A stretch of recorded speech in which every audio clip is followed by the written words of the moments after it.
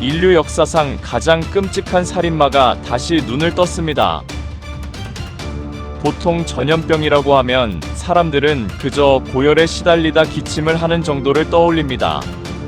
하지만 치사율 최대 90%. 이름만으로도 전 세계를 얼어붙게 만드는 단어, 에볼라 바이러스는 다릅니다. 이것은 단순한 질병이 아닙니다. 인체를 가장 기괴하고 완벽하게 파괴하는 생물학적 사륙병기죠. 우리는 고도로 발달한 현대의학이 이 낡은 바이러스를 막아줄 것이라 착각합니다. 하지만 진짜 공포는 이놈들이 우리 몸에 침투하여 벌이는 그 소름 돋는 파괴 방식에 있습니다. 아주 미세한 체액의 교환을 통해 바이러스가 체내에 들어오면 놈들은 가장 먼저 우리의 방어군인 대식세포, 즉 백혈구를 노립니다. 인체를 지켜야 할 경비병의 뇌를 장악해 오히려 온몸으로 바이러스를 실어 나르는 트로이의 목마로 만들어버리죠. 초기 잠복기인 2일에서 21일 동안 감염자는 자신이 죽어가고 있다는 사실조차 모른 채 평범하게 일상을 보냅니다. 하지만 면역체계가 완전히 기만당하고 바이러스가 충분히 증식하는 순간 진짜 지옥이 시작됩니다. 핏줄을 타고 전신으로 뻗어나간 에볼라는 간, 비장, 신장 등 인체의 핵심 장기들에 침투합니다. 그리고 놈들이 휩쓸고 지나간 장기들은 마치 염산에 부식되듯 끔찍하게 괴사하며 녹아내리기 시작하죠. 뒤늦게 사태를 파악한 우리 몸의 방어체계는 패닉에 빠져 이성을 잃어버립니다. 바이러스를 죽이기 위해 정상적인 세포와 장기까지 무차별적으로 융단 폭격을 가하는 현상, 이른바 사이토카인 폭풍이 몸속에서 휘몰아치는 겁니다. 이 끔찍한 내전의 결과로 온몸의 혈관은 걸레짝처럼 찢어지고 맙니다. 혈관벽에 무수히 많은 미세한 구멍이 뚫리고 혈액을 굳게 만드는 응고 인자마저 파괴됩니다. 그 결과가 무엇인지 아십니까? 눈물샘, 잇몸, 코, 심지어 피부의 모공까지 우리 몸에 존재하는 모든 구멍에서 검붉은 피가 멈추지 않고 쏟아져 나오게 됩니다.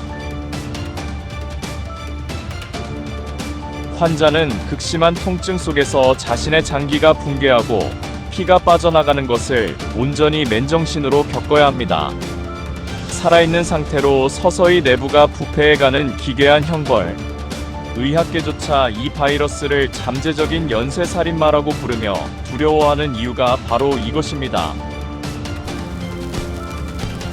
최전선에서 방역을 지휘하던 한 통제관의 기록을 들여다보겠습니다. 우리는 통제할 수 있다고 믿었습니다. 완벽한 매뉴얼이 있었으니까요. 하지만 놈들은 매뉴얼을 읽지 않더군요. 첫 확진자가 응급실에 걸어 들어왔을 때 그는 단순히 감기인 줄 알았습니다. 그가 응급실에 머문 4시간, 격리망이 뚫리기까지 걸린 시간은 단 48시간이었습니다. 방역복을 입은 의료진들이 하나둘씩 쓰러지기 시작하자 시스템은 걷잡을 수 없이 무너졌습니다. 사람들이 공포에 질려 도시를 탈출하고 사재기를 시작하면서 우리가 그어놓은 방역선은 휴지 조각이 되었습니다. 명심하십시오. 지금 우리는 바이러스와 싸우는 게 아닙니다. 통제력을 상실한 인간의 원초적인 공포와 싸우고 있습니다. 그리고 우리는 지고 있습니다. 상황이 걷잡을 수 없이 흘러가자 마침내 세계보건기구 WHO가 레드 버튼을 눌렀습니다. PHEIC 국제보건 비상사태 발령. 이것은 단순한 의학적 경보 수준이 아닙니다. 전 세계가 연대하여 이 질병을 막지 않으면 글로벌 경제와 인류의 시스템 자체가 파멸할 것이라는 공식적인 사형 선고나 다름없습니다. 비상사태가 발령된 순간 세상의 시계는 멈춥니다. 국경은 즉각 폐쇄되고 글로벌 물류를 책임지던 하늘길과 바닷길이 끊어집니다. 항구에는 거대한 화물선들이 유령선처럼 묶여있고 비행기는 활주로에 버려집니다. 단 일주일 만에 글로벌 무역량은 반토막이 나고 주식시장의 그래프는 심정지 환자의 심전도처럼 일직선으로 뻗어버리죠. 경제 셧다운. 이것이 PHEIC가 불러오는 두 번째 붕괴이자 진짜 재앙입니다. 보이지 않는 병균이 글로벌 공급망이라는 거대한 동맥을 싹둑 끊어버리는 겁니다. 물류가 멈추면 식료품 진열대가 비워지고 부품을 구하지 못한 공장이 멈추면 대량 해고가 시작됩니다. 막대한 격리시설 유지비와 기하급수적으로 늘어나는 치료 비용은 국가의 보건 재정을 순식간에 바닥냅니다. 환자들의 의료비 청구가 빗발치면서 민간 의료보험 시스템마저 연쇄적으로 마비되고 가족을 지켜줄 최소한의 금융 안전망조차 증발해버립니다. 바이러스가 사람의 장기를 망가뜨려 숨을 거두게 하기 전에 붕괴된 경제와 얼어붙은 신용시장이 먼저 서민들의 숨통을 베어버리는 기막힌 참상. 이것이 국제보건 비상사태의 이면입니다. 이 끔찍한 아비규환 속에서 살아남는 법은 역설적이게도 가장 원초적인 방법들 뿐입니다. 첫째, 흐르는 물에 30초 이상 비누로 손을 씻으십시오. 둘째, 점막이 있는 눈과 코, 입을 절대 맨손으로 만지지 마십시오.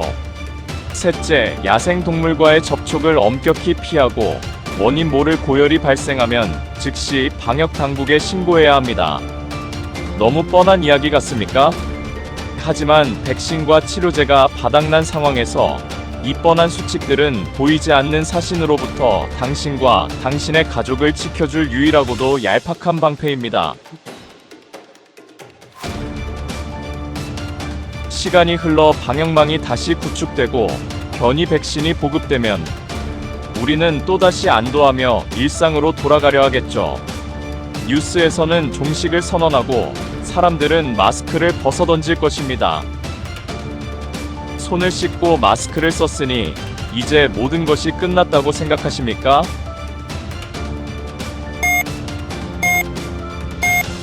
기억하십시오.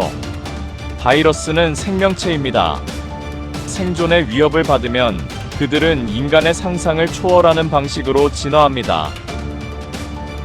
우리가 승리의 도취에 방심하는 이 찰나의 순간에도 놈들은 서늘하고 어두운 숙주의 몸속에서 더 은밀하고 더 지독하고 더 완벽하게 스스로를 재설계하고 있습니다. 놈들의 진짜 사냥은 어쩌면 아직 시작조차 하지 않았을지도 모릅니다.